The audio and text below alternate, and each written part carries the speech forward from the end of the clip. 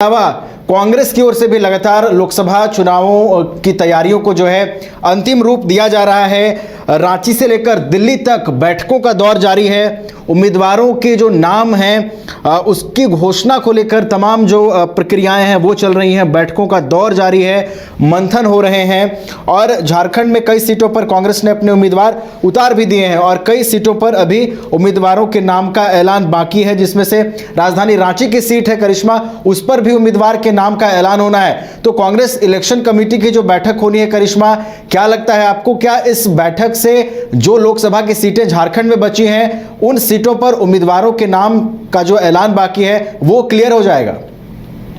कहा कि लोकसभा चुनाव से पहले लगातार जो बैठकों का दौर है वो दिल्ली में देखने को मिल रहा है। झारखंड प्रदेश से कई ऐसे बड़े नेता हैं वो दिल्ली पहुंचे हुए हैं और लगातार बैठक में शिरकत भी कर रहे हैं। आपने सही कहा कि 3 सीटों पर कांग्रेस ने उम्मीदवारों की नाम की घोषणा कर दी है, जिसमें लोहरदगा भी शामिल है, खूंटी भी है और ऐसे में रांची का भी नाम जो है वो सामने आ रहा था। खूंटी, हजारीबाग और लोहरदगा पहले सूची में कांग्रेस की ओर से उम्मीदवारों के नाम की घोषणा हो गई है, लेकिन यह माना जा रहा था कि रांची जो है, रांची से भी उम्मीदवारों के नाम की घोषणा होगी। लेकिन जब से भारतीय जनता पार्टी का दामन छोड़ राम टहल चौधरी कांग्रेस का दामन थामे, उसके बाद से यही कयास लगाए जा रहे थे कि शायद राम टहल चौधरी को रांची से टिकट मिल सकता है, कांग्रेस उन्हें ही चुनावी मैदान में उतार सकती है, लेकिन ऐसा देखने को नहीं मिला। पहले से ही सुबोध कांत सहाय का नाम जरूर सामने आ रहा था, लेकिन कई जगहों पर पेच जो है फंसता हुआ नजर आ रहा है। इससे पहले आपने देखा होगा कि चतरा और पलामू में भी इसी तरीके से पेच जो है वो फंसता हुआ नजर आ रहा था। कांग्रेस की ओर से लगातार ये कहा जा रहा था कि कांग्रेस पलामू से चुनाव लड़ना चाहती है।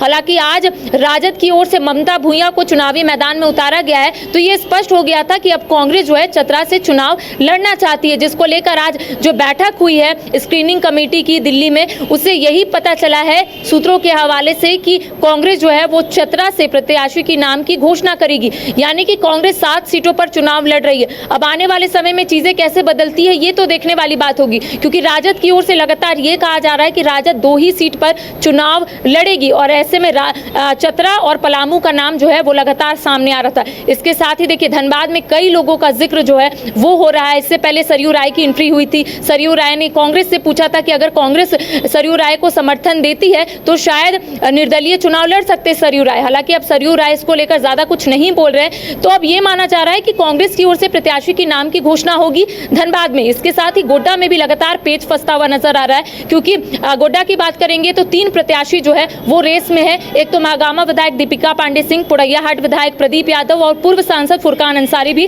रेस में। अब सवाल ये उठता है कि आखिर कांग्रेस की ओर से किन्हें टिकट मिलता है। इसके साथ कई ऐसे जगह है, कई ऐसे सीट है जहां पर पेच फंसता हुआ नजर आ रहा है। देखिए पहले ही कांग्रेस ने सिटिंग सीट से कॉम्प्रोमाइज कर लिया है, क्योंकि आज इस तरीके से महुआ मांझी ने एक बड़ा बयान दिया, क्योंकि सवाल ये उठ रहा था कि क्या चाईबासा से कांग्रेस चुनाव लड़ेगी या फिर जेएमएम। तो आज महुआ मांझी ने कहा है कि क्योंकि जेएमएम के विधायक वहां पर ज्यादा है, तो ऐसे में झारखंड मुक्ति मोर्चा की ओर से ये निर्णय लिया गया है कि चाईबासा में झारखंड मुक्ति मोर्चा के प्रत्याशी होंगे। तो कह सकते हैं अभी भी कई जगह पेच फंसा हुआ है। रांची की भी बात करेंगे तो 2 लोगों का नाम जरूर सामने आ रहा है। तो अब समय बताएगा कि आखिर कौन कौन प्रत्याशी जो है अब चुनावी मैदान में उतरते हैं, लेकिन ये कहना भी गलत नहीं होगा कि कई ऐसे सीट है जहां पर अब तक कांग्रेस जो है निर्णय नहीं ले पा रही है। बिल्कुल, कई ऐसे सीट हैं जहां पर अभी भी जो पेच है वो फंसा हुआ है। आपने सही जिक्र किया करिश्मा, धनबाद की सीट का आपने जिक्र किया, आपने रांची की सीट का जिक्र किया, सुबोध कांत सहाय जिसके लिए बेहतर दावेदार साबित हो रहे हैं। हालांकि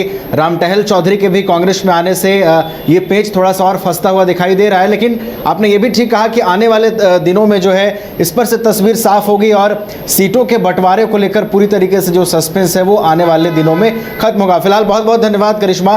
धनबाद और गिरडी का सबसे बड़ा डायग्नोस्टिक सेंटर आविष्कार डायग्नोस्टिक। यहाँ MRI 3 Tesla, fibroscan liver, CT scan 512 slice cardiac जैसी सारी जांच की सुविधा, पैथोलॉजी और एम्बुलेंस की भी सुविधा। बरकंडा गिरडी, बैंक मोड़ और सराय ठेला धनबाद। IIT जी नीट एस्पिरेंट्स के सपने को पंख देने आ गया है कंप्लीट सॉल्यूशन इंस्टीट्यूट। यहाँ है smart classroom, 1-to-1 doubt clearing session, ask the expert, video solution और भी बहुत कुछ। मतलब हम करेंगे आपको गाइड, बनेंगे आपके mentor. Foundation classes from class 6 onwards for your bright future. Visit Complete Solution Institute. बच्चों को दिला रही है क्वालिटी एजुकेशन, तो अब धनबाद से बाहर जाने की जरूरत नहीं, क्योंकि धनबाद में ही खुल गया है DY पाटिल इंटरनेशनल स्कूल, जहां लड़कियों से नहीं ली जाती है एडमिशन फी। साथ ही इस साल एडमिशन लेने वाले स्टूडेंट को जब तक वो स्कूल में पढ़ेंगे तब तक ट्यूशन फी में मिलेगी 20% की छूट।